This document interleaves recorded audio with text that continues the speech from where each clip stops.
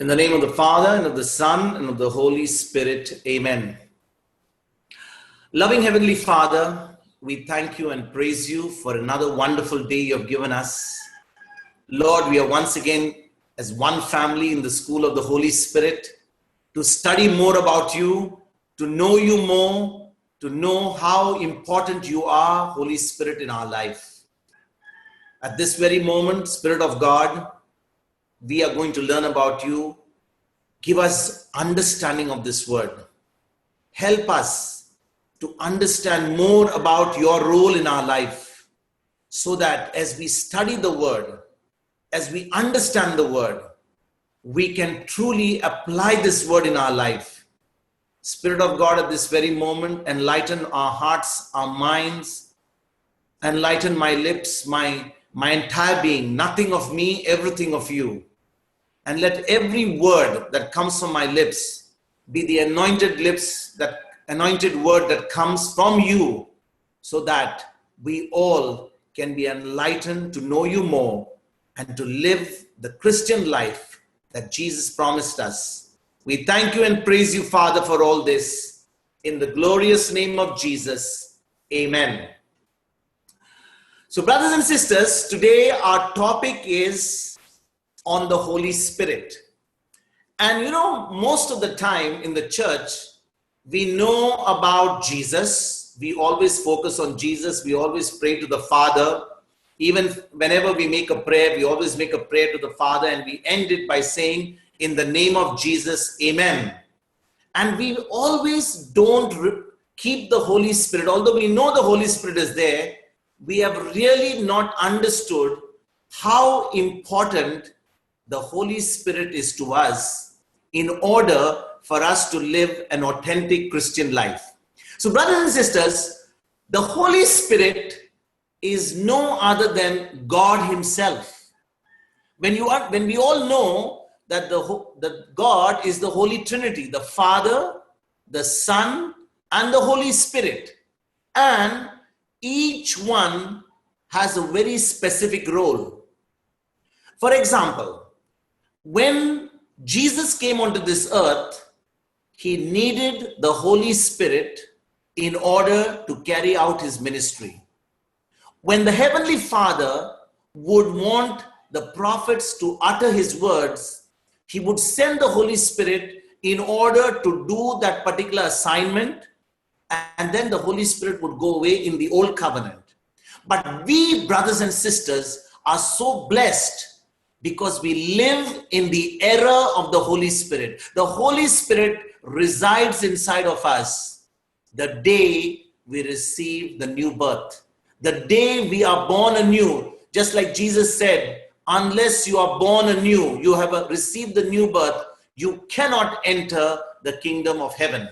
So, brothers and sisters, let us go ahead and see what the role of the Holy Spirit really is.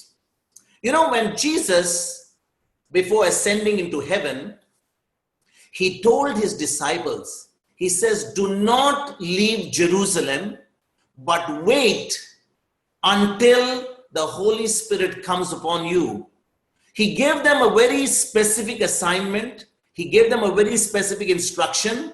And He told them that this assignment cannot be done without the presence of the Holy Spirit. And where do we read that? In Luke chapter 24, verse number 49. Luke 24, verse number 49. And see, I am sending upon you what my Father promised. So stay here in the city until you have been clothed with power from on high.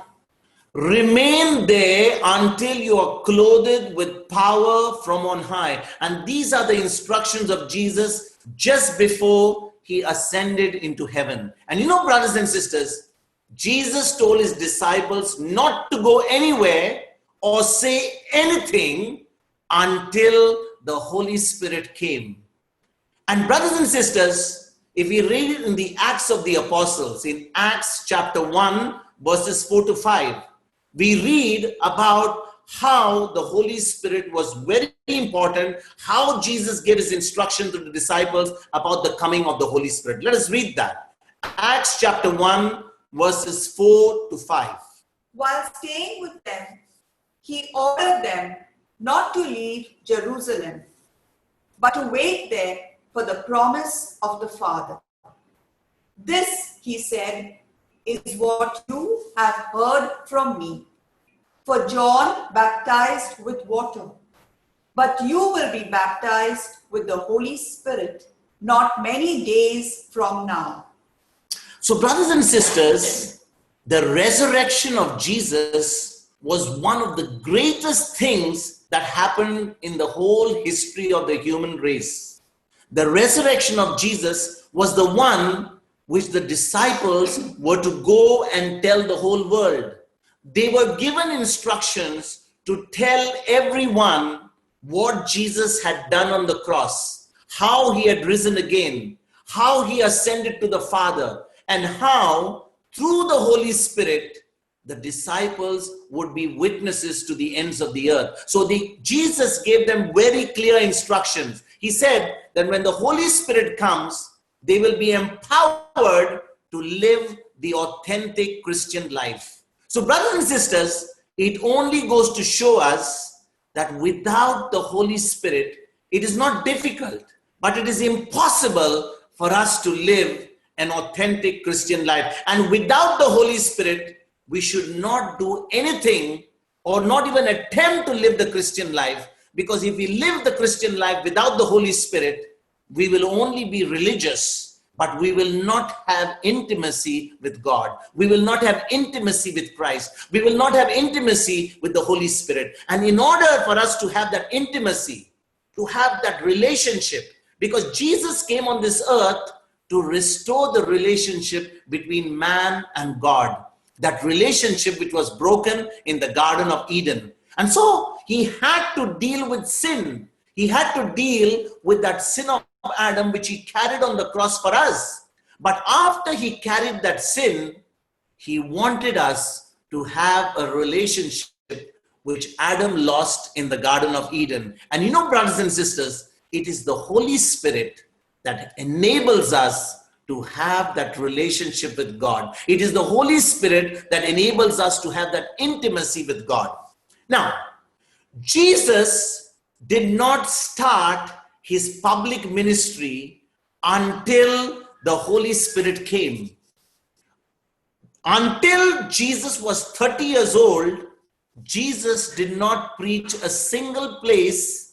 Neither is any miracle recorded in the Bible that Jesus did anything until he received the Holy Spirit. And you know, brothers and sisters, when Jesus was born, the angels sang, "Glory to God in the highest, and peace to people of good will." And you know what the angels also said? They called Jesus Christ the Lord. Where do we read that? Luke chapter 2, verse 11 and verse 14. Let us see that. Luke chapter 2, verse 11 and verse 14. To you is born this day in the city of David a Savior, who is the Messiah, the Lord. Verse number 14. Glory to God in the highest heaven, and on earth peace among those whom he favors. So when the angels came, they were the ones who announced to the shepherds. And it was the shepherds who got the first news about the arrival of Jesus, and they paid him homage in the shed at Bethlehem. So brothers and sisters, Jesus did not become God by all of a sudden. He was born God. Unlike all of us who enter this earth, we are born from the sin of Adam. We are born in sin because that sin of Adam has been transmitted to us. But in the case of Jesus, he was born without that original sin. He was born of the Holy Spirit. Mary conceived Jesus when she said to the angel Gabriel, "Let it be done to me according to your word. These are the words of Mary. And the moment Mary agreed with angel Gabriel, the moment she agreed with the word of God, Jesus conceived in the womb of Mary. So Jesus, when he was born God as man, and he did not become, a bigger God, or he did not grow into God. He was born God, and he eventually, at the age of 30, received the Holy Spirit. He was baptized at the river Jordan by John the Baptist. And how do we know that? In Matthew chapter 3, verses 16 to 17, we read about the Holy Spirit coming on Jesus at the time of his baptism. Let us read that. And when Jesus had been baptized, just as he came up from the water, suddenly the heavens were opened to him, and he saw the Spirit of God descending like a dove and alighting on him. And a voice from heaven said, "This is my Son, the beloved, with whom I am well pleased." So we read, brothers and sisters, that Jesus received the Holy Spirit at his baptism. Now, Jesus was God. He had no sin in him. But yet, even though Jesus had no sin, even though Jesus did not need to be baptized, yet he went through the baptism in the river Jordan, and at his baptism, he received the anointing of the Holy Spirit. He received the power from on high. And brothers and sisters, nowhere is it recorded that Jesus did any miracle until he received the Holy Spirit. So if Jesus had to receive the Holy Spirit at the start of his ministry, if Jesus had to tell his disciples not to get out of Jerusalem until they receive the power from on high, it is very important, brothers and sisters, for us that without the Holy Spirit, we cannot go out and do what God wants us to do. It is impossible for us without the presence of the Holy Spirit in order to do anything unless we receive the anointing of the Holy Spirit. And brothers and sisters, the Holy Spirit is the one who allows us to accomplish God's assignment in our life. Because without the Holy Spirit, we will not be able to do anything of God. We will all be trying to do with our own human strength. We will try to, do what God wants us to do with our own willpower. But the moment we receive the power from on high, it is no more our willpower. It's no more our will on our struggle. But the Holy Spirit in us is the one who will inspire us and anoint our words. Because brothers and sisters, unless we are anointed by the Holy Spirit, unless we are commissioned by the Holy Spirit, we should never attempt to try to do anything in God's kingdom. God's kingdom has to be ruled under the leadership of the Holy Spirit. And brothers and sisters, many of us have seen that even today, many times we do not see the full power, manifested in our lives. We don't see that power and great signs and miracles that happened during the time of Jesus. We don't see those miracles and signs which happened during the early church. Why is that? Because we have not focused on the Holy Spirit. We have not understood what the role of the Holy Spirit is. The baptism of the Holy Spirit, brothers and sisters, is such an important requirement in order to live the authentic Christian life. Now, having understood that the Holy Spirit is a must, understanding that the Holy Spirit requirement is very important in our life, let us go and see what happens in Acts chapter 1, verses 4 to 5. Acts chapter 1, verses 4 to 5 gives us again what Jesus said about the requirements about the Holy Spirit. Let's read that. We already read it. Let's read that again. While staying with them, he ordered them not to leave Jerusalem, but to wait there for the promise of the Father. This he said is what you have heard from me. For John baptized with water, but you will be baptized with the Holy Spirit not many days from now. So here Jesus is making it very clear that they have been baptized with water by John the Baptist. But there is a baptism of the Holy Spirit which only is possible through the Holy Spirit anointing. So if Jesus told the disciples that the Holy Spirit was necessary and the baptism of the Holy Spirit was necessary, Jesus wanted to entrust the kingdom of God to his disciples to carry out all that he had achieved. Jesus went through suffering on the cross for us, and he wanted to allow the disciples to be used in order to carry on the work which he started here on earth. Brothers and sisters, we today know Christ because those early disciples received the power from on high. And after they received the power from on high, they went to the ends of the earth and proclaimed the gospel. And today, because we can say we are Christians, is because of that Holy Spirit that descended on Pentecost and allowed the disciples to be emboldened, to be strengthened. They were cowards before the coming of the Holy Spirit. But when the Holy Spirit came, they became bold and courageous disciples. They did not even worry about their life. They were there to proclaim and witness Christ. And they did that even unto death. And brothers and sisters, the same anointing, the same power is available even today.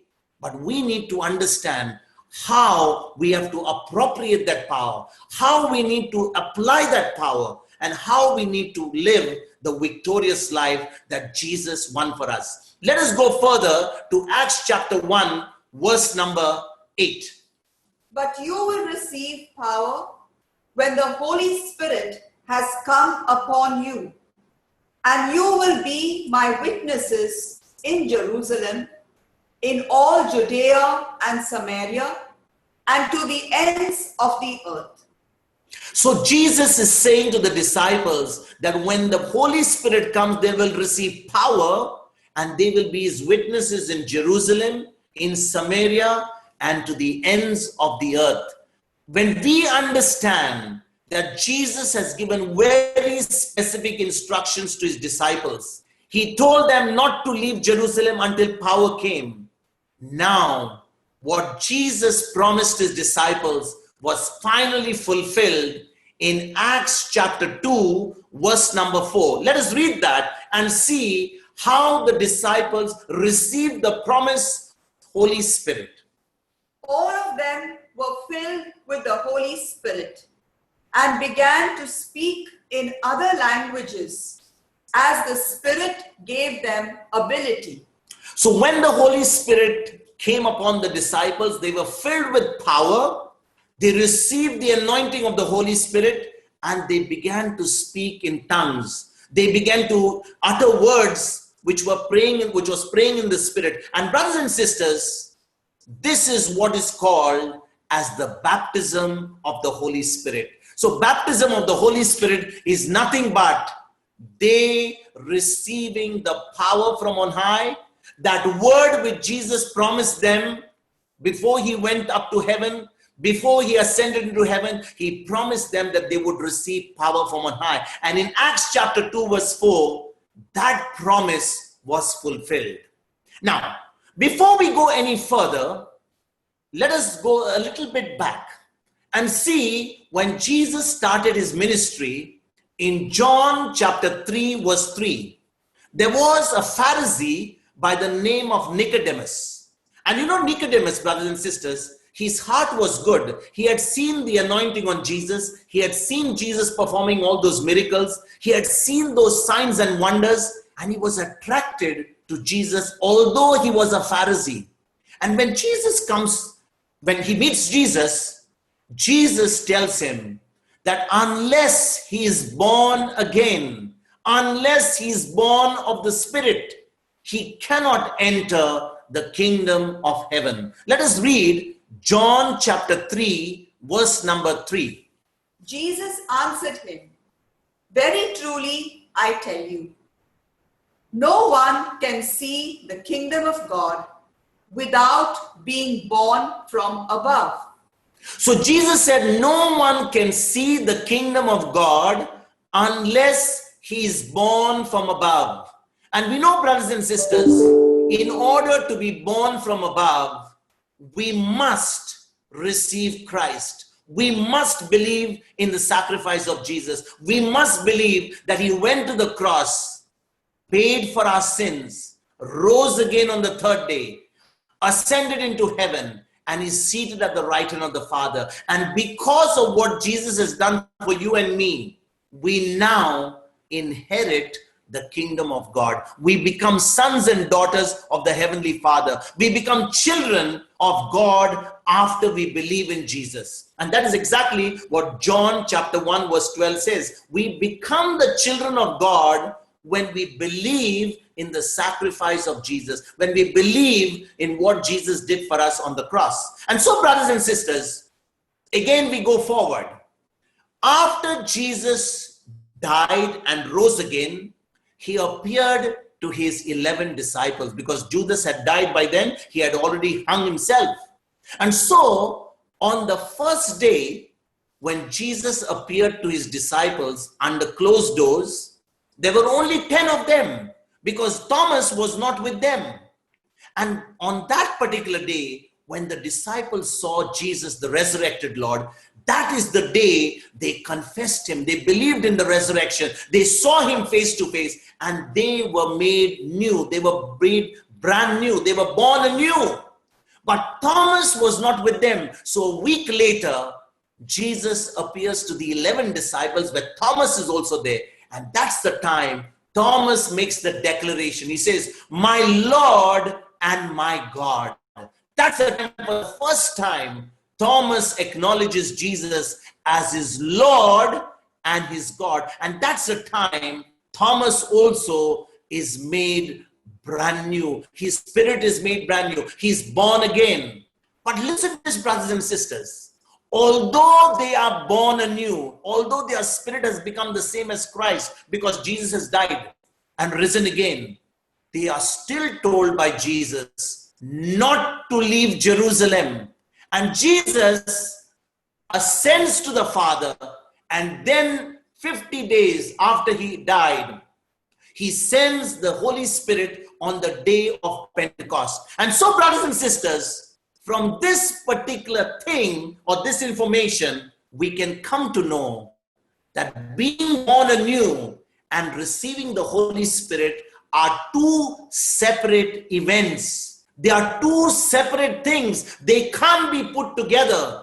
Being born again is by believing the gospel. And receiving the Holy Spirit is another event by itself, because we receive the baptism of the Holy Spirit when we are prayed over, when the hands are laid upon, and the Holy Spirit descends upon, and that is the time there is what is called as the baptism of the Holy Spirit. Now let us go further in detail and see how practically this happened in the Acts of the Apostles. In Acts chapter 8, verses 4 to 8, we read that Philip had gone to preach the word in the city of Samaria. Let us read that first in Acts chapter 8, verses 4 to 8. Let's see what happens when Philip preaches the gospel in Samaria. Now, those who were scattered went from place to place, proclaiming the word. Philip went down to the city of Samaria and proclaimed the Messiah to them. The crowds with one accord listened eagerly to what was said by Philip, hearing and seeing the signs that he did. For unclean spirits, crying with loud shrieks, came out of many who were possessed, and many others who were paralyzed or lame went cured. So there was a great joy in that city. So this clearly shows us that the Samaritans received the new birth when Philip preached the gospel to the Samaritans. And you know, brothers and sisters, they were also baptized in water according to Mark chapter 16 verse 16. Because in Mark chapter 16 verse 16 it says, those who believe and are baptized shall be saved. So they were already saved when they heard the gospel of Jesus Christ. Philip was the one who preached the gospel to them, and they were baptized and they were saved. But, brothers and sisters, what happens? In Acts chapter 8, verses 36 to 37, when this news about they receiving the good news of Jesus, what happens? They inform the apostles to come down so that they will receive the Holy Spirit. Let us read that in Acts chapter 8, 36 to 37. As they were going along the road, they came to some water, and the eunuch said, "Look, here is water. What is it to prevent me from being baptized?" He commanded the chariot to stop, and both of them, Philip and the eunuch, went down into the water, and Philip baptized him. So Philip had an encounter with the eunuch. It was first important for Philip to preach the gospel to the eunuch. And what happens? The eunuch understands the gospel. Philip explains to him about Jesus going onto the cross.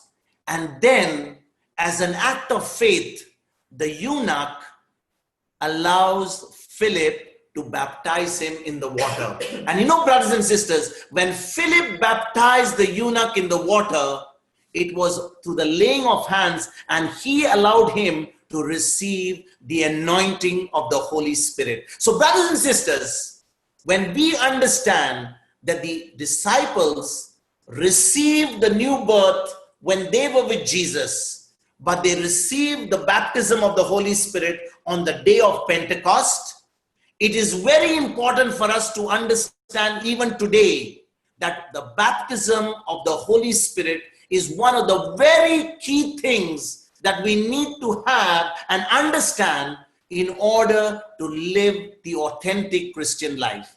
There is another example in the Acts of the Apostles, in Acts chapter 19, verses 1 to 10. And there is where St. Paul has been preaching the gospel. He asked about the Holy Spirit. Let us read that.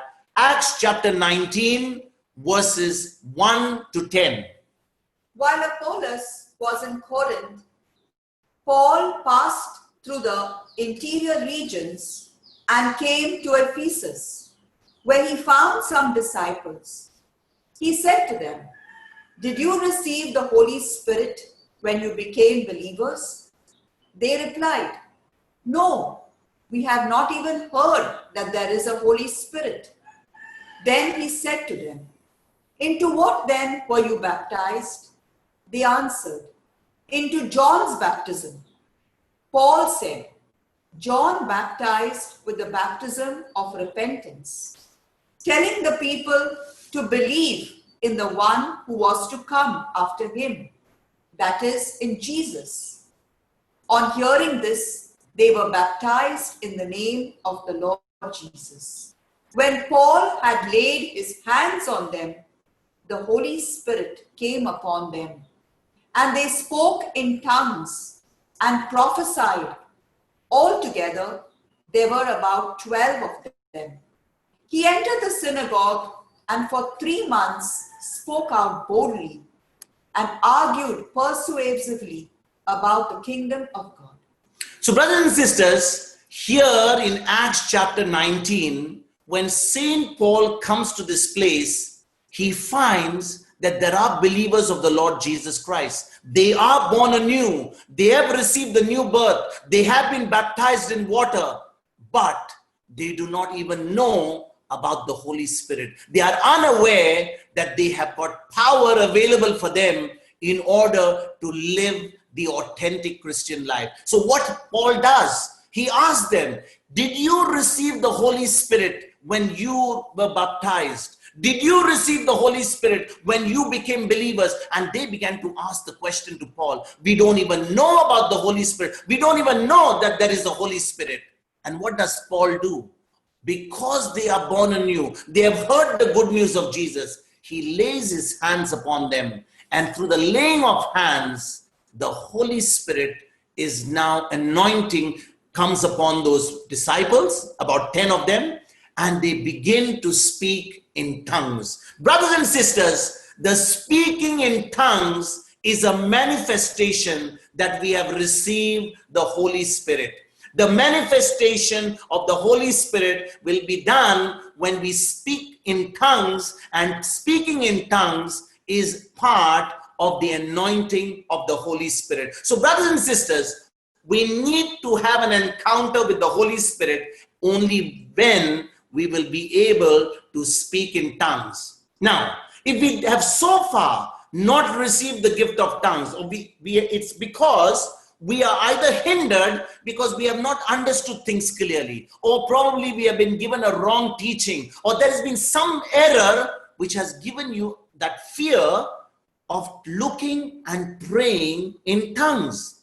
And so, brothers and sisters, praying in tongues is a manifestation of the Holy Spirit and is a birthright of every believer of the Lord Jesus Christ. Let me say this again. Speaking in tongues is the birthright of every Christian. And therefore, in order for us to manifest the gift of tongues, we must receive the baptism of the Holy Spirit. And after we have received the baptism of the Holy Spirit, we can renew our mind, operate in faith, and release that power and release that gift and experience the gift of the Holy Spirit. Now, brothers and sisters, whenever one has been born from above and doesn't understand this power from the Holy Spirit, we must remember, even though we are born anew, even though we have God, Christ living inside of us, without the anointing of the Holy Spirit, it is impossible for us to live that powerful Christian life. This is the power of living the authentic Christian life that is available through us, for us, through the anointing of the Holy Spirit and by our ability to speak in tongues. Now, God wants this gift of the Holy Spirit for each of his children. The day we receive Christ, the day we are born anew, God wants his children to have the Holy Spirit. How do we know? In Luke chapter 11, verses 11 to 13, we read how even an earthly father knows how to give good things to his children. How much more will the Heavenly Father give the Holy Spirit to those who ask him? Let us read that. Luke chapter 11, verses 11 to 13. Is there anyone among you who, if your child asks for a fish, will give a snake instead of a fish? Or if the child asks for an egg, will give a scorpion? If you then, who are evil, know how to give good gifts to your children, how much more will the Heavenly Father give the Holy Spirit to those who ask him? Okay, now this very verse very clearly explains that it is the Heavenly Father's will that we receive the Holy Spirit. The Lord himself desires, as I said to you earlier, he told them not to leave Jerusalem until the power came from on high. Now, if the Holy Spirit is necessary for us, brothers and sisters, many of us think that I need to be absolutely worthy. I need to be without sin. I need to be clean on the inside. Then only the Holy Spirit will come upon me. And this is a big misconception, because brothers and sisters, the Holy Spirit, if we are clean without him, then do we need the Holy Spirit? Let me say this again. If we are already clean and we are living the authentic Christian life, then what is the role of the Holy Spirit? Because we are sinners, Because we are unclean, the Holy Spirit is given to us in order to help us renew this mind. Because the day we are born anew, our spirit has been made brand new. Our spirit has been made so clean that we are now sons and daughters of the Heavenly Father. But now, in order to receive and live the authentic Christian life, we need the anointing of the Holy Spirit. We need the baptism of the Holy Spirit. And therefore, even though we may think we are unworthy, even though we may think we are full of sin, even though we may think we are not just worthy to receive the Holy Spirit, God is interested to give us the Holy Spirit to assist us to renew this mind, so that we can get this mind in agreement with this already with our born again spirit and live the victorious life that Jesus won for us on the cross. Brothers and sisters, the day we understand that the Holy Spirit is the one who's going to help us, He's the helper, He is the advocate, He is the comforter, He is the guide, and without Him, it is impossible for us to live the authentic Christian life. So when we have the Holy Spirit with us,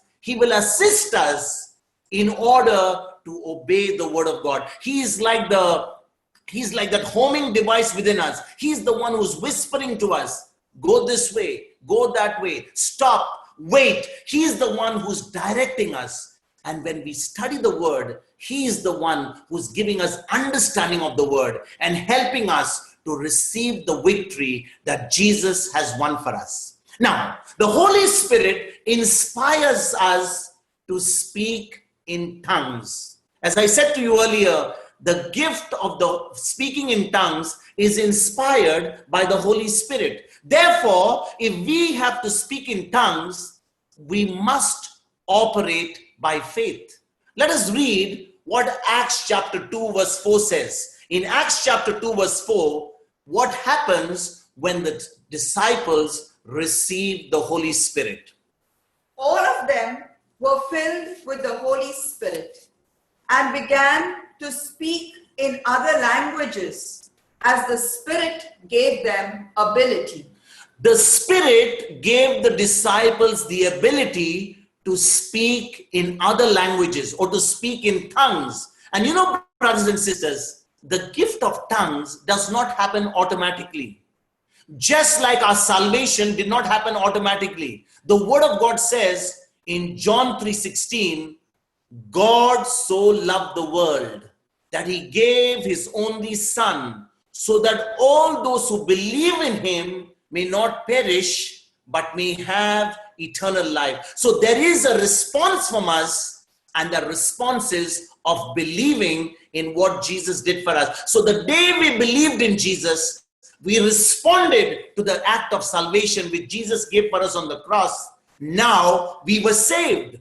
In the same way, brothers and sisters, in order for us to receive the anointing of the Holy Spirit, in order for us to receive the gift of tongues, we must cooperate with the Holy Spirit, and we must open our mouths and cooperate with the anointing of the Holy Spirit. So unless we are prepared to coordinate, unless we are ready to cooperate with the Holy Spirit, we will never be able to speak in tongues. And therefore, it requires faith and our cooperation with God in order to speak in tongues. Brothers and sisters, when we just keep our mouth open, is it possible for any voice to come from our mouth? If we just keep our mouth open, is there going to be any voice coming from our sound box? It is important for us to open our mouth and speak words. In the same way, when we cooperate with the Holy Spirit under the inspiration of the Holy Spirit, after the baptism of the Holy Spirit, we have to speak words. And what words are we going to speak? We are going to speak words of praise, glorifying Jesus, praising Him. Now, as we begin to praise Jesus, as we begin to speak His word, as we begin to glorify Him, and we really desire the gift of tongues, now the Spirit within us, because we are cooperating with Him, we will begin to utter unknown words. We will begin to speak in other tongues. And this is the time the gift of tongues will be activated and we will be speaking mysteries in the kingdom. You know, brothers and sisters, it is impossible for a person who's a natural person to understand gift of tongues. That's what St. Paul talks in first book of Corinthians chapter 2 verse 14. He says, for a natural man, it is impossible to understand spiritual truths. In the same way, when we start speaking in tongues, even for us who are going to speak in tongues, it sounds utter nonsense. And especially if you are around people who do not know about the gift of tongues, they will think that you need to go to a psychiatric hospital or you need to go to a mental hospital, because they think that you are uttering words which make no sense either to you or to them, because it's something that nobody even understands, including the one who's uttering those words. But praise God, the Spirit of God understands it. And when the Spirit of God takes our prayer to the Father, it is decoded, and now what we are praying in the Spirit is able to manifest in our life. You know, brothers and sisters, praying in tongues is such a powerful tool for every Christian. Praying in tongues is such an ability which is given by the anointing of the Holy Spirit. Praying in tongues enables us to be connected with the throne of God. And so, brothers and sisters, we can build ourselves in faith.